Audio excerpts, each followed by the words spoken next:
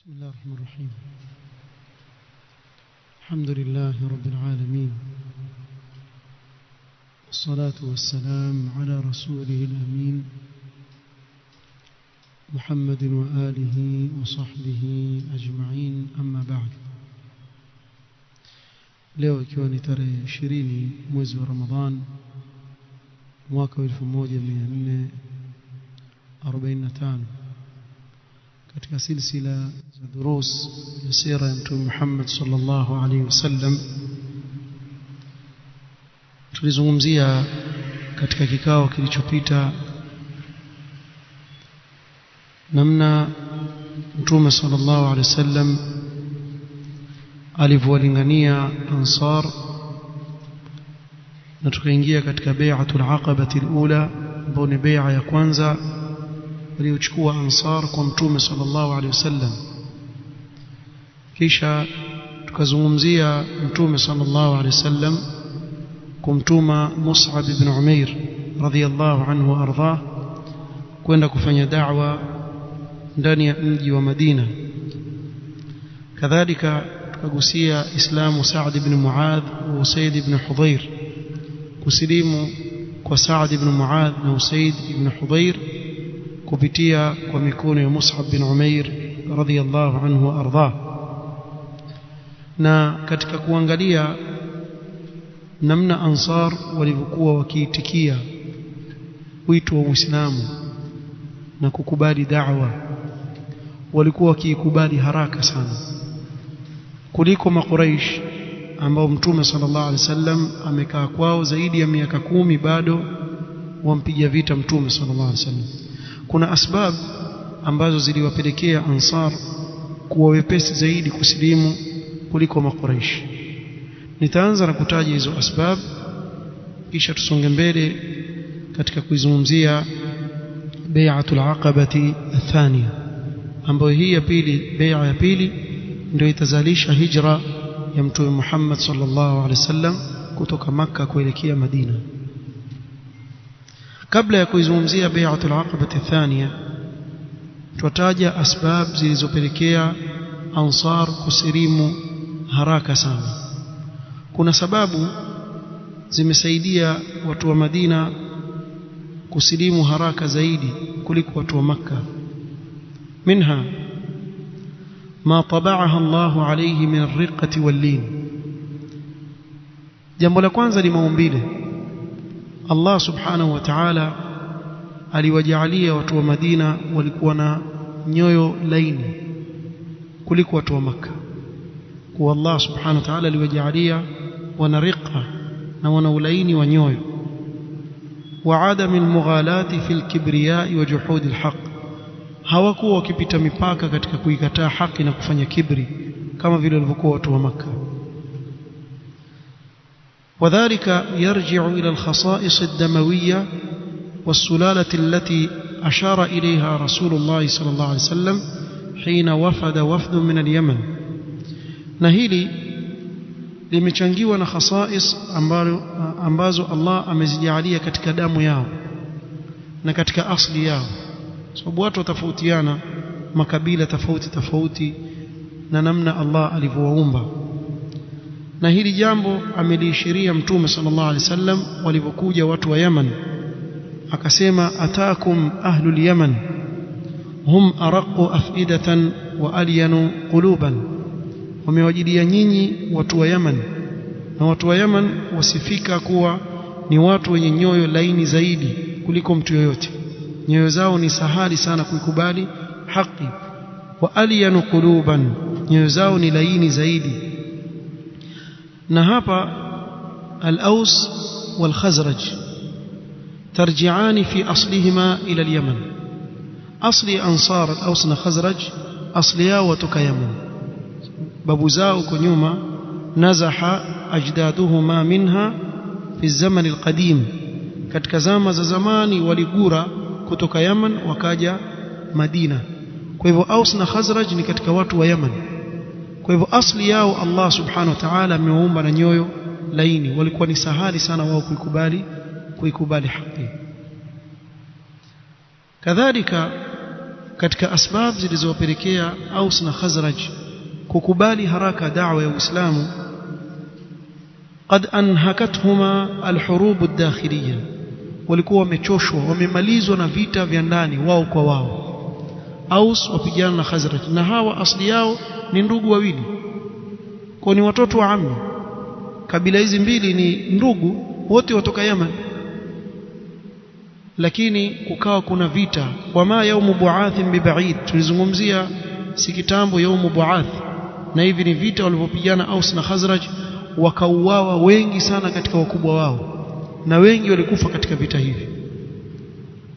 Kwa hivyo walikuwa wamechomeka na vita vya wao kwa wao, wameonja ule uchungu wa vita vya wao kwa wao, wakajua ile hasara wanaoipata katika vile vita.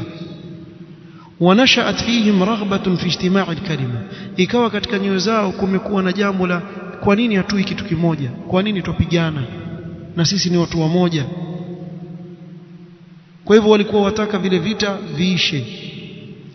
Na haya ndiyo maneno mwanzo Ansar waliposilimu, wale waliokuwa mwanzo wakasilimu kabla ya bai'atul aqaba al-ula, walimwambia Mtume sallallahu alaihi wasallam, inna qad tarakna qaumana wala qauma bainahum min al-adawati wash-sharri ma bainahum, sisi tumewaacha jamaa zetu kule Madina na hakuna watu ambao wana uadui mbaya sana kama wao, vita baina yao bila sababu yoyote ya maana. Kisha wakamwambia Mtume sallallahu alaihi wasallam, fa'asa an yajma'ahum Allahu bik, huenda Allah akawafanya kitu kimoja kwa ajili ya kupitia da'wa yako. Fa in yajma'ahum Allahu bika, twakuahidi kitu kimoja, ikiwa Allah atawafanya Aus na Khazraj wawe kitu kimoja kwa ajili yako wewe, fala rajula a'azza mink, hakuna mtu katika makabila ya Waarabu atakuwa na nguvu kama wewe, hakuna atakayekushinda nguvu. Na hii tulitaja kwa sababu Ansar, nikikusudia Aus na Khazraj, ni watu ambao miaka mingi wameishi na vita, wapigana wao kwa wao kwa miaka mingi sana, miaka mingi wapigana. Kwa hivyo kitu chaitwa vita kwao ilikuwa ni kitu cha kawaida. Huwezi kufananisha mfano na Makuraish ambao maisha yao wameishi na amani, bali Makuraish si Makka tu, kokote wanakokwenda akijulikana ni mtu wa Makka aheshimiwa, kwa sababu wao ndio walikuwa katika Baitullah al-Haram. Kwa hivyo Waarabu wote walikuwa wakiwaheshimu watu wa Makka sana, na ndio maana wao walikuwa na amani kuliko mtu yoyote mwingine. Kwa hiyo hata katika vita pia wao hawajui vile vita vinavyopiganwa, lakini Ansar washaona vita na vita na vita, wao kwa wao wapigana.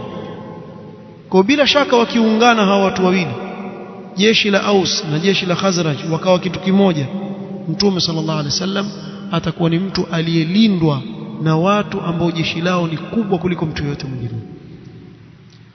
Aisha radhiallahu anha katika Bukhari tulitaja hii huko nyuma, alisema kana yaumu bu'athin yawman qaddamahu Allah ta'ala li rasuli sallallahu alaihi wasallam, Allah alikadiria vile vita vilivyopiganwa Bu'ath baina Aus na Khazraj ni kama utangulizi wa da'wa ya Mtume sallallahu alaihi wasallam kukubaliwa, sababu walipopigana wakaona ile hasara walioipata, ikawa kuja kwa Mtume sallallahu alaihi wasallam kwao ni faraja, ni faraji imetoka kwa Allah subhanahu wa ta'ala kuja kwa Mtume sallallahu alaihi wasallam.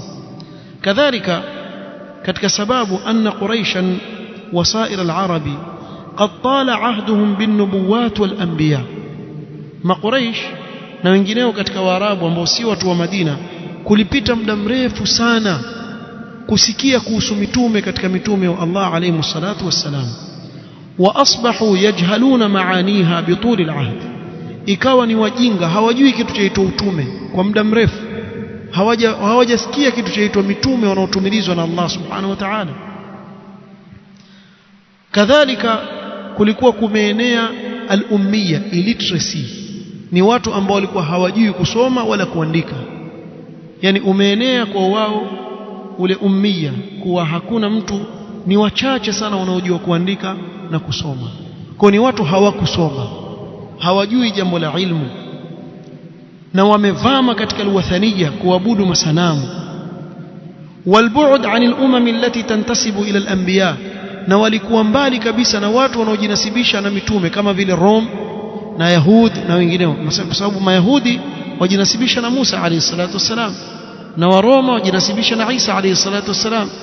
Sasa Makuraish walikuwa mbali na hawa watu wote, kwa hawasikii kitu chaitwa kuna nini, kuna mitume wa Allah alayhi salatu wasalam.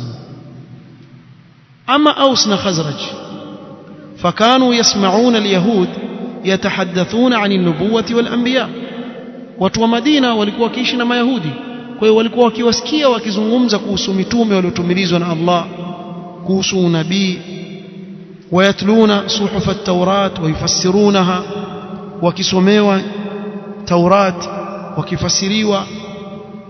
Bali walikuwa na ahadi baina yao na Mayahudi, na Mayahudi walikuwa wakipigana na Ansar, wakishindwa katika vita walikuwa wakiwaambia kuwa kuna mtume atatumilizwa akhir zaman, sisi tutamwamini na tutawapiga vita nyinyi nyote, tutawashinda tukimfuata huyo mtume. Kwa habari zilikuwa ziko kwa Aus na Khazraj kuhusu mtume atakayetumilizwa na Allah subhanahu wa ta'ala kupitia kwa nani? Kwa Mayahudi. Kwa hiyo walipompata tu huyu mtume wa Allah aliyetumilizwa alayhi salatu wasalam, ikawa ndiyo kile walichokuwa wakisikia sasa wakiona kwa macho.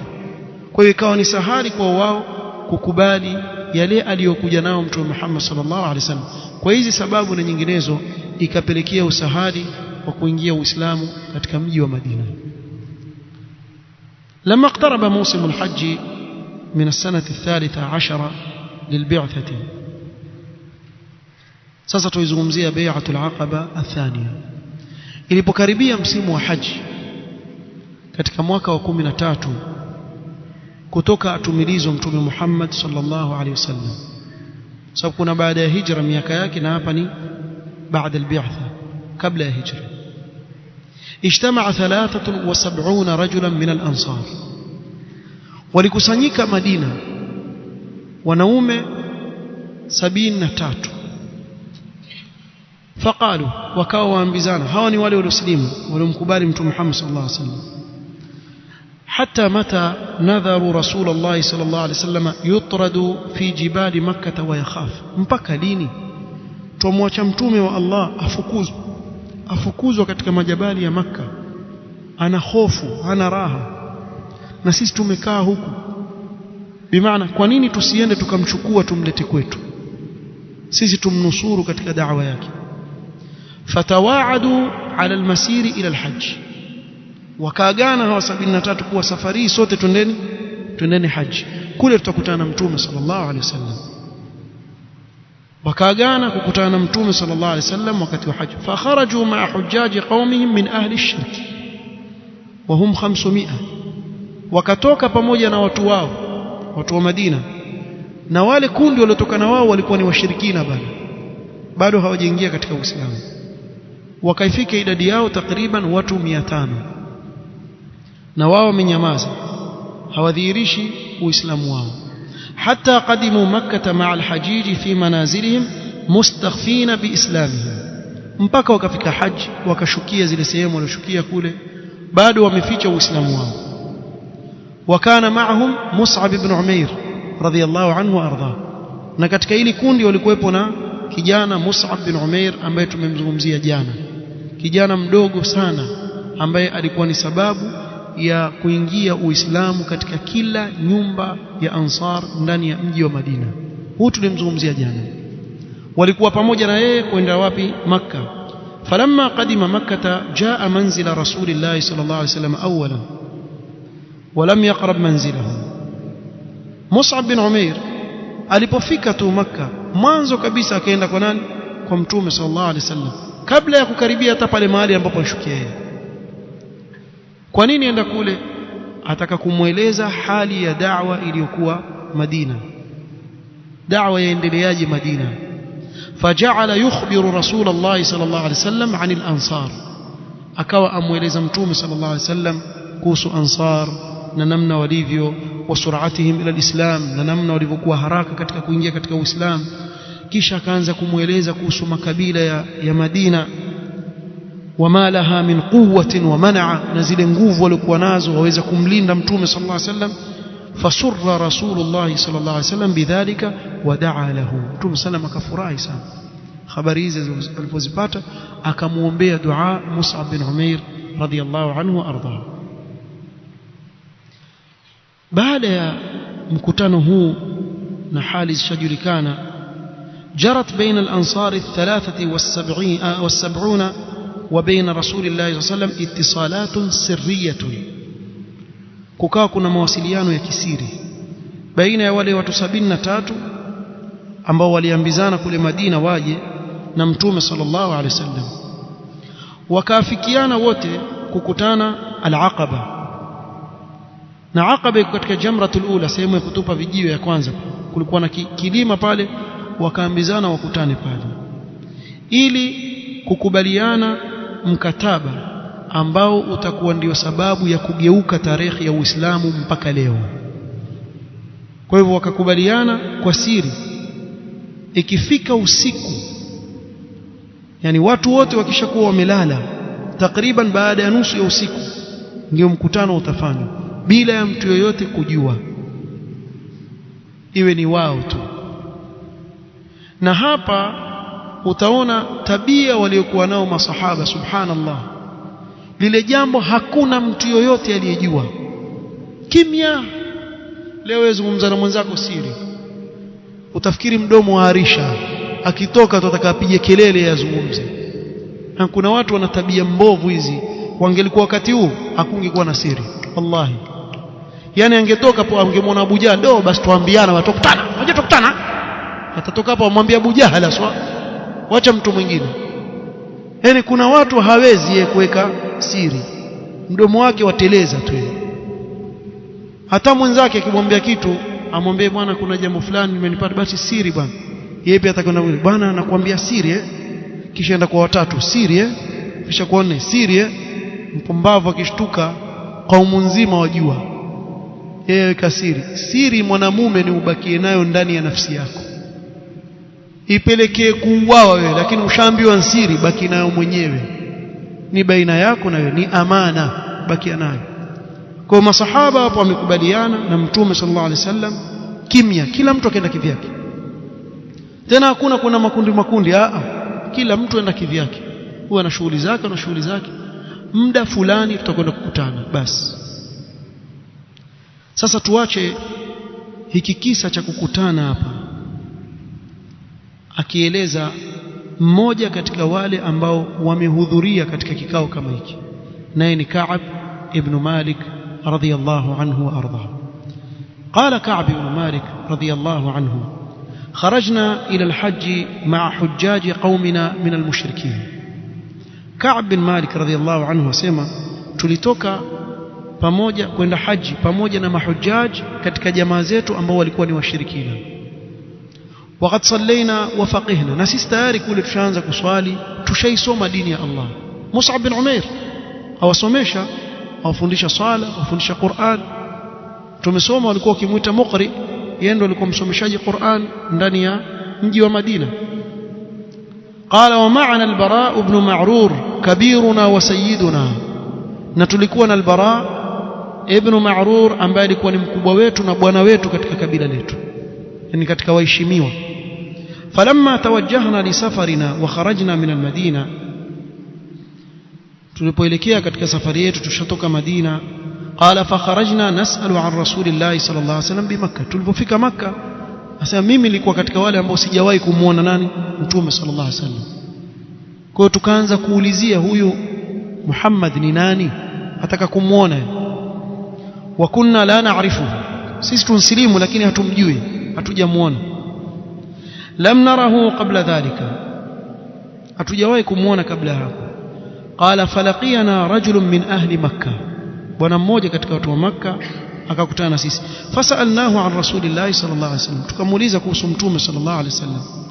Faqala hal ta'rifanihi, yule bwana akauliza nyinyi mmjua kwani? Qulna la wallah, hatumjui sisi. Qala fahal ta'rifani al-Abbas ibn Abd al-Muttalib? Ibn Abd al-Muttalib mmjua? Abbas ibn Abd al-Muttalib mmjua? Ammahu, ni ammi yake. Mqalu na'am, wakasema sisi tumjua. وكنا نعرف العباس كان لا يزال يقدم علينا تاجرا. سبب العباس عمي yake Mtume صلى الله عليه وسلم alikuwa akienda Madina akifanya biashara, kwa hivyo walikuwa wamjua sababu wamuona sana. Qala fa idha dakhaltum almasjid, yule bwana akamwambia mkiingia msikiti wa Haram pale, fa huwa ar-rajulu al-jalisu ma'a al-Abbas, mtamuona mtu amekaa na al-Abbas, ndio huyo mnayemuulizia, yani Muhammad sallallahu alaihi wasallam. Taraktuhu ma'ahu al-an jalisan, mmemwacha pale amekaa naye sahi.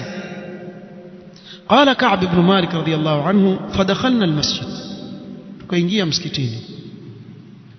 فإذا العباس جالس ورسول الله صلى الله عليه وسلم معه جالس, tukamkuta al-Abbas amekaa, tukaelewa kwa yule alikaa naye nani, ni Mtume sallallahu alaihi wasallam. Fasallamna alayhima thumma jalasna ilayhim, tukawasalimia kisha tukakaa. Faqala Rasulullah sallallahu alaihi wasallam lil-Abbas, na hapa al-Abbas bado ni mushrika, hajasilimu, lakini kwa sababu ni ammi yake alikuwa akimhami Mtume sallallahu alaihi wasallam kwa namna yote ile, alikuwa akimhami yeye mushrik, na huyu ni Mtume wa Allah alayhi salatu wasallam, lakini ammi yake, kwa hiyo akawa yomhami Mtume sallallahu alaihi wasallam pamoja na kabila lake. Kwa hiyo Mtume sallallahu alaihi wasallam akamwambia al-Abbas, hal ta'rifu hadhain ar-rajulain ya Abbas? Abbas, wawajua hawa jamaa wawili? Maana yeye hawajui Mtume sallallahu alaihi wasallam. Qala na'am, hadhan ar-rajulan min al-Khazraj, hawa watu wawili ni katika Khazraj, na Ansar walikuwa Makka wakiitwa Khazraj, awe ni Aus awe ni Khazraj, wote wakiitwa Khazraj, kwa watu wa Makka waita Khazraj. Hadha al-Bara ibn Ma'rur, huyu mmoja tu al-Bara ibn Ma'rur, wa huwa rajulun min rijali qaumi, wa hadha Ka'b ibn Malik, na huyu pia ni Ka'b bin Malik. Na Ka'b bin Malik alikuwa ni mshairi hatari sana, shair khabir bishi'r. Kumbe Mtume sallallahu alaihi wasallam ashawahi kusikia jina lake likitajwa na kuwa yeye ni mshairi.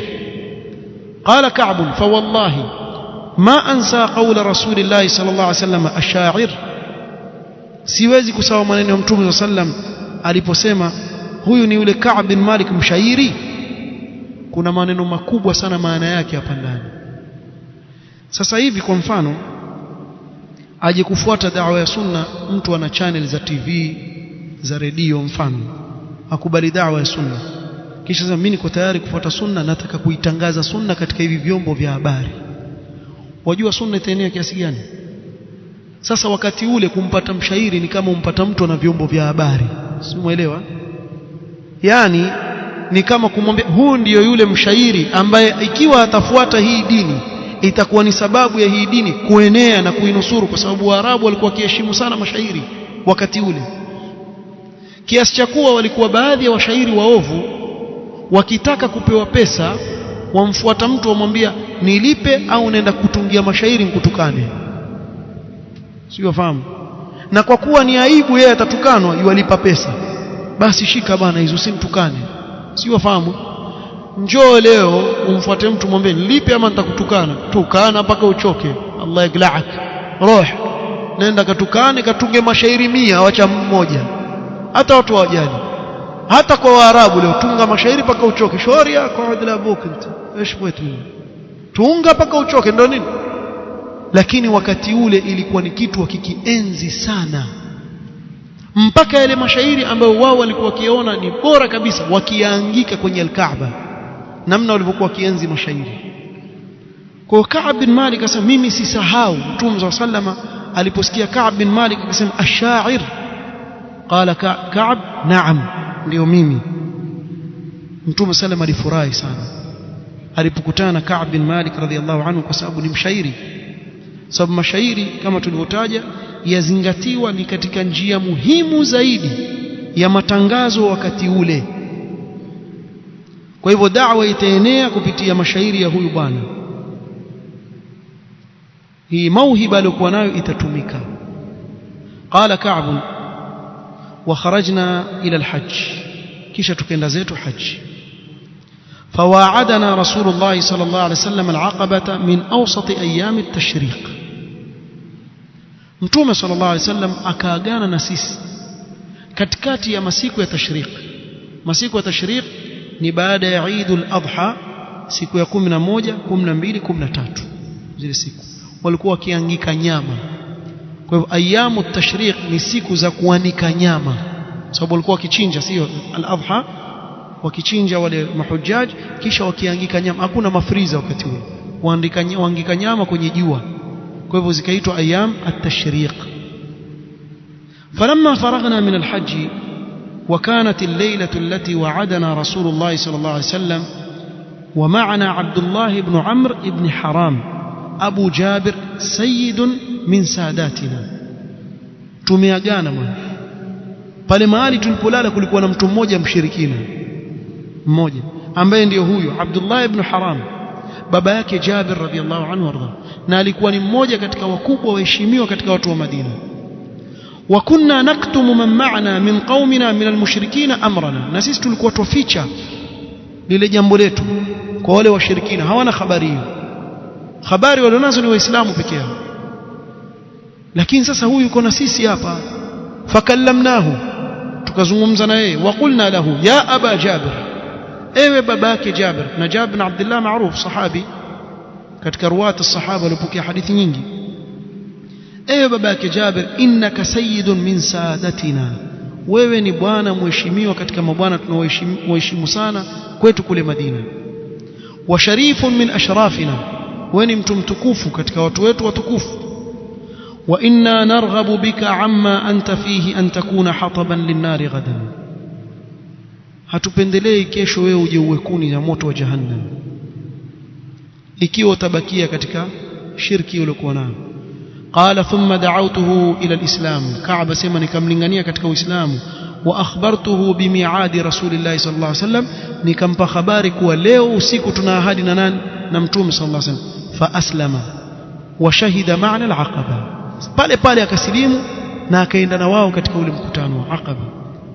Bali wakana naqiban, tutataja hapa mbele kuna watu Mtume sallallahu alaihi wasallam aliwachagua 12 wao ndio wasimamizi wa makabila yao watakaporudi Madina, na yeye akawa ni mmoja wao sababu ni mtu anaheshimiwa. Qala Ka'b, aendelea kusema Ka'b,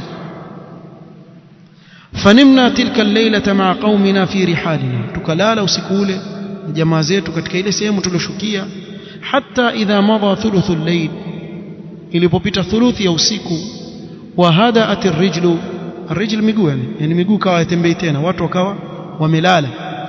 Kharajna min rihalina limi'adi Rasulillah sallallahu alayhi wasallam natasallalu mustakhfina tasallul alqata, tukatoka mmoja mmoja twanyapanyapa kimya kimya kama yule ndege itwa pugi. Kuna ndege itwa pugi alqata, waiko slow hivi kitembea taratibu kimbia, kila mmoja yuwajua tukutana mahali fulani, kwa hiyo fuata njia hii, fuata muhimu, tukutane mahali fulani. Hatta ijtama'na fi ash-shi'b 'inda al-'aqaba, mmoja mmoja tukakutania kule kwenye lile bonde ambalo tumekubaliana na Mtume sallallahu alaihi wasallam katikati ya majabali mawili. Wa nahnu 73, na tulikuwa watu 73. Fihim 40 rajulan min dhawi asnanihim wa ashrafihim, walikuwa watu 40 katika watu wazima tena watu wanaoheshimiwa kule kwao. Wa 30 shaban, na vijana 30. Wa ma'ana imra'atani min nisa'ina, Nusaybatu bintu Ka'b Umara, alikuwa na wao mwanamke. Wa ihda nisa'i bani Mazin ibn an-Najjar. Wa Asma' bintu Amr Mani' ihda nisa'i bani Salima, hao wanawake walikuwa hivyo.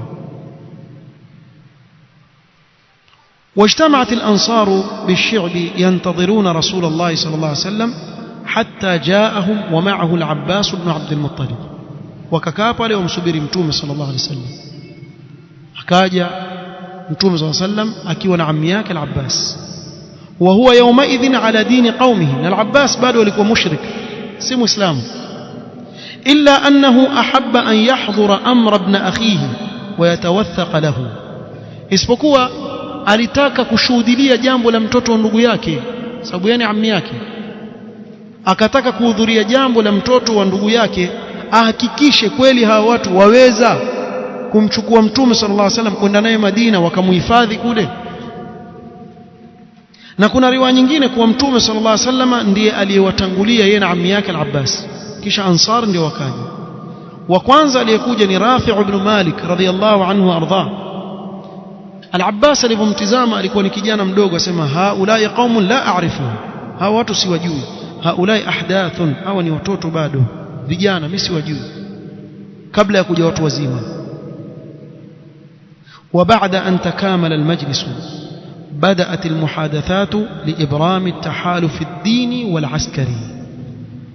watu walipokamilika pale, mazungumzo yakaanza kuweka mkataba pale na maungano ya kidini na kijeshi, upande wa dini na upande wa kumuhami mtume sallallahu alaihi wasallam. وكان أول المتكلمين هو العباس بن عبد المطلب عم رسول الله صلى الله عليه وسلم.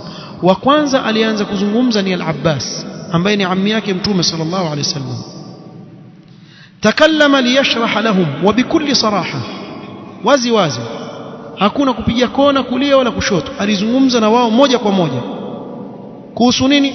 khuturat al-mas'uliyah allati satulqa ala kawahilihim natijata hadha at-tahaluf, khatari ya jukumu ambalo watalibeba Ansar katika maongo yao ikiwa watakubaliana na mtume sallallahu alaihi wasallam. Kwa awaelezea hatari yake ili wakilipokea wajue wapokea nini.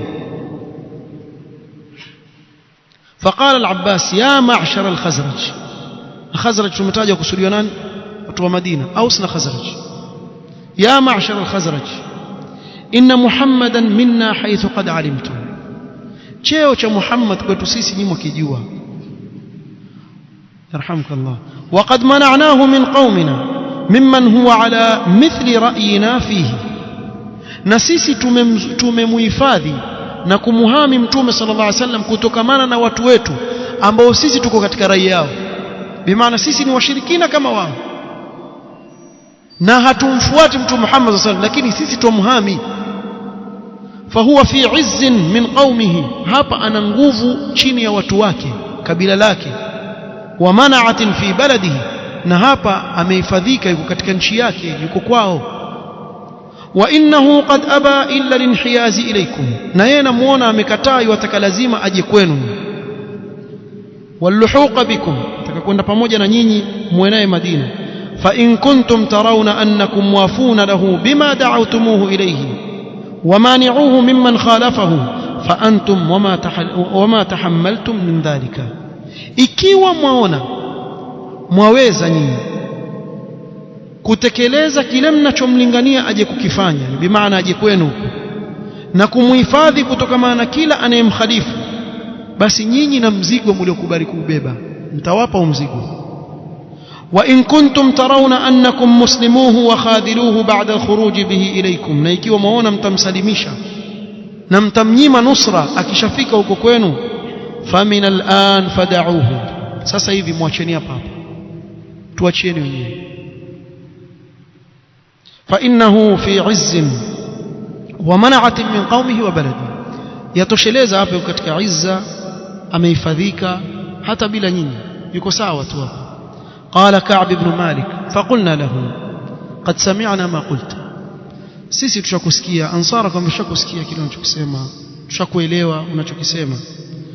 fatakallam ya Rasulullah, sisi tunataka uzungumze wewe ya Rasulullah, tushamsikia amia na maneno aliyosema tumeyasikia. fakhudh li nafsika wa li rabbika ma ahbabta. Ansar wakatoa ofa hii kwa mtume sallallahu alaihi wasallam, kile unachokitaka kwetu sisi tuko tayari kukitoa. fatakallama rasulullah sallallahu alaihi wasallam fatala alaina alquran wadaa ila Allah azza wa jalla. mtume sallallahu alaihi wasallam akatuzungumzisha, akatusomea Qur'an, akatulingania kwa Allah. waraghaba fil islam faajabnahu wasaddaqnahu wa amanna bihi waradina bima qala, katuita tukakubali anayozungumza, tukayasadikisha, tukaamini, tukaridhia yale aliyosema yote. thumma qala sallallahu alayhi wasallam, kisha mtume sallallahu alayhi wasallam akawaambia, tubayi'uni ala as-sam'i wa ta'ati fi an-nishati wal kasal, mchukue ahadi kwangu kuwa mtanisikiza na kunitii mimi katika hali ya uchangamfu na hali ya uvivu, bimaana kiwa kuna jambo zito mwaliona kwenu nyinyi, maadamu mimi mmesema mtatii. wa 'ala an-nafaqati fil 'usri wal yusr, na kuwa mtatoa mali zenu katika hali yoyote, katika hali ya uzito na wepesi. Hata ikiwa kuna uzito mtatoa mali zenu, na hii mtakuja kuona katika vita vya Tabuk namna Ansar walivyojitolea kwa mali zao na nafsi zao kwa ajili ya kuinusuru dini ya Allah. Wa 'ala al-amri bil ma'ruf wan nahyi 'anil munkar, mchukue ahadi ya kuamrisha mema na kukataza maovu. Wa 'ala an taqulu fillahi la ya'khudhukum fihi lawmatu la'im, kwa hivyo mutasema haki aliyoiteremsha Allah subhanahu wa ta'ala, wala msijali lawama ya mwenye kuwalaumu. Alaumu atakayelaumu msijali. Wa 'ala an tansuruni idha qadimtu 'alaykum Yathriba, na kuwa mtanusuru mimi nikija kwenu Madina. Madina ilikuwa inaitwa Yathrib. Fatamna'uni mimma tamna'una minhu anfusakum wa azwajakum wa abna'akum, munihami mimi kama mnavyojihami nafsi zenu, wake zenu na watoto wenu. Walakumul janna, na mimi nawaahidi pepo. فأخذ البراء بن معرور رضي الله عنه بيده ثم قال: نعم والذي بعثك بالحق لنمنعنك مما نمنع منه أزرنا، na apa kwa yule aliyekutumiza kwa haki, sisi tutakuhifadhi wewe kama vile tunavyohifadhi hao uliowataja, wake zetu, nafsi zetu na watoto wetu. Fabay'na ya Rasulullah, basi chukua bai'a ya Rasulullah. Fanahnu ahlul hurub, sisi ni watu wa vita. Wa ahlul halqati, na ni watu wa silaha. Warithnaha kabiran an kabir, ili jambo tulirithi sisi la vita. Aje yote atakayekuja, tuko tayari kukunusuru ya Rasulullah. فاعترض القول والبراء يكلم رسول الله صلى الله عليه وسلم أبو الهيثم ابن التيهان، أكمكتيز أبو الهيثم التيهان فقال: يا رسول الله إن بيننا وبين الرجال عن اليهود حبالا وإنا قاطعوها، فهل عسيت إن نحن فعلنا ذلك ثم أظهرك الله أن ترجع إلى قومك وتدعنا؟ sisi tuna ahadi kule na Mayahudi na wengineo, tutakata ahadi zote kwa ajili yako. Lakini nauliza hivi, sisi tukikunusuru wewe, Allah akikupa ushindi, kisha utarudi kwa watu wako, tuache sisi? Si tutaka cheo, sisi tukutaka wewe. فتبسم رسول الله صلى الله عليه وسلم، تبسم كتبسم ثم قال: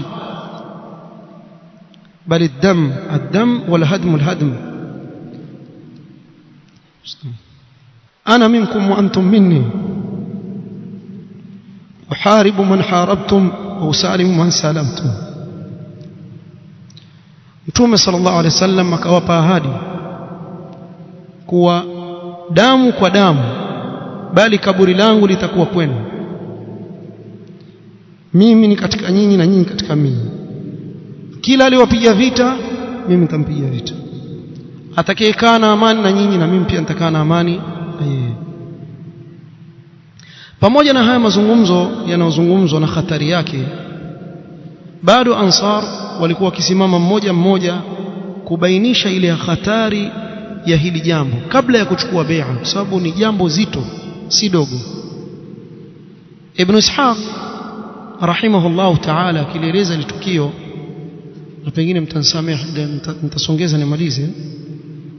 قال: لما اجتمعوا للبيعة قال العباس بن عبادة ابن نضلة رضي الله عنه: يا معشر الخزرج، هل تدرون على ما تبايعون هذا الرجل؟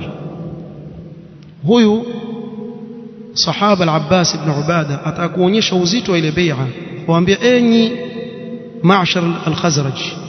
الخزرج ni watu wa Madina kama tulivyotaja. Je, mwajua mnachomuahidi huyu bwana? Mwakielewa? Qalu na'am, wakamwambia ndio tuelewa, tufanya nini? قال إنكم تبايعونه على حرب الأحمر والأسود من الناس.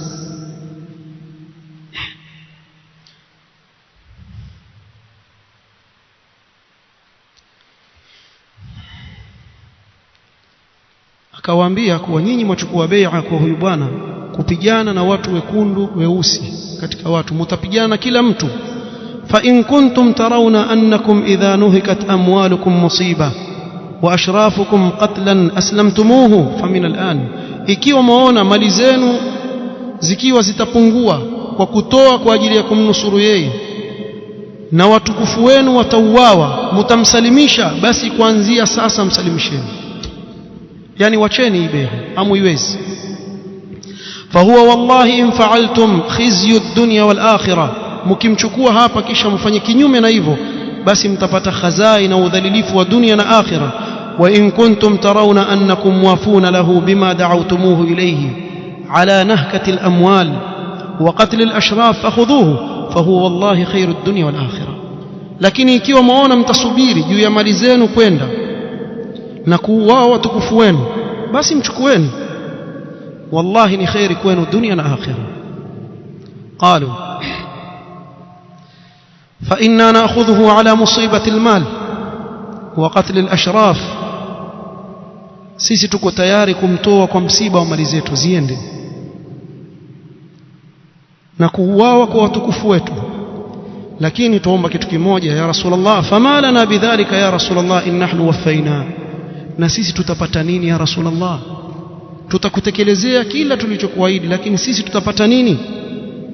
Subhanallah, lau kama ingelikuwa ni mwanasiasa wa leo, watu wakamwambia tutakunusuru, tutakupigia kura, tutakufanyia, sisi tutapata nini? Wewe utakuwa waziri wa mambo ya ndani, wewe utakuwa waziri wa mambo ya nje, wewe utapata kadha, wewe dunia tu. Ataahidiwa mtu dunia peke yake. Hawa muuliza, ya Rasulullah, tukikutekelezea haya tuliyokuahidi sisi tutapata nini?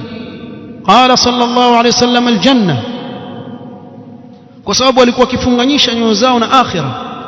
Nyinyi mtapata pepo. Hakuahidi cheo chochote katika vyeo vya kidunia. Aljanna. qalu bsut yadak, nyosha mkono wako. fabasata yadahu fabay'u, akanyosha mtume sallallahu alayhi wasallam mkono wake akampa bai'a. na katika riwaya ya Jabir عند ابن حبان في صحيحه والإمام أحمد في مسنده قال فأخذ أسعد بن زرارة رضي الله عنه بيد رسول الله صلى الله عليه وسلم وهو أصغر 70, yeye ndiye mdogo kabisa, ndio alishika mkono mtume sasa. Waqala ruwaidan ya ahla Yathrib, ngojeni kabla mjampa bai'a, inna lam nadrib ilayhi akbad al-mati illa wa nahnu na'lamu annahu rasulullah, hatukuunda safari yetu tukapanda ngamia zetu mpaka hapa isipokuwa sisi tunajua huyu ni mtume wa Allah.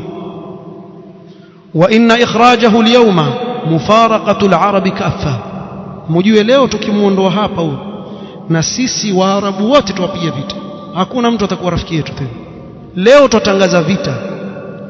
wa qatlu khiyarikum, na wabora wenu watauawa. wa an ta'uddakum as-suyuf, panga zitawatafuna, jueni mtatafunwa na vita. fa imma antum qaumun tasbiruna ala as-suyuf, imma ninyi ni watu mweza kusubiri mapanga atakapowakata. wa ala qatli khiyarikum, na kuuawa wabora wenu. wa ala mufaraqati al-arabi kaffa, na kuachana na waarabu wote wawe maadui zenu. fakhudhuhu wa ajrukum ala Allah azza wa jalla, mchukueni na ajiri yenu kwa Allah. wa imma antum qaumun takhafuna min anfusikum khifatan fadharuhu, ama ikiwa nyinyi mnauoga mwajiogopea nafsi zenu na mali zenu, mwacheni. fahuwa a'dharu 'inda Allah, hivyo mna udhuru zaidi mbele ya Allah subhanahu wa ta'ala. faqalu ya As'ad amit 'anna yadak, tuondolee mkono wako.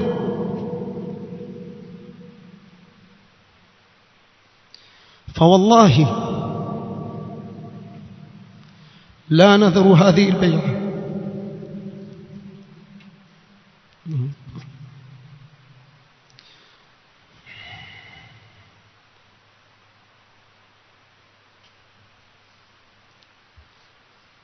المهم wakampa bai'a mtume sallallahu alayhi wasallam.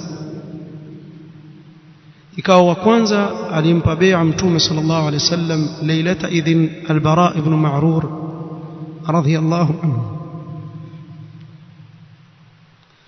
وكانت له اليد البيضاء إذ أكد العهد وبادر إليه. na yeye akawa al-Bara ibn Ma'rur ameitilia mkazo ile ahadi na akawa wa kwanza kutoa bai'a radhiyallahu anhu wa arda. Kuna mambo ambayo yafungamana na hii bai'a tutakuja kuieleza insha Allah taala katika kikao kitakachokuja. Naomba msamaha nimerefusha, lakini kulikuwa na dharura ya kumalizia hii bai'a. Kisha baada hii bai'a kuna matukio yametokea pale pale, tutakuja kuyazungumzia insha Allah taala, tukio tuelekea katika kuizungumzia hijra ya mtume sallallahu alayhi wasallam. Naktafi bihadha alqadr, wallahu taala a'lam. subhanakallahumma wa bihamdika ashhadu an la ilaha illa anta astaghfiruka wa atubu ilaik. barakallahu fikum.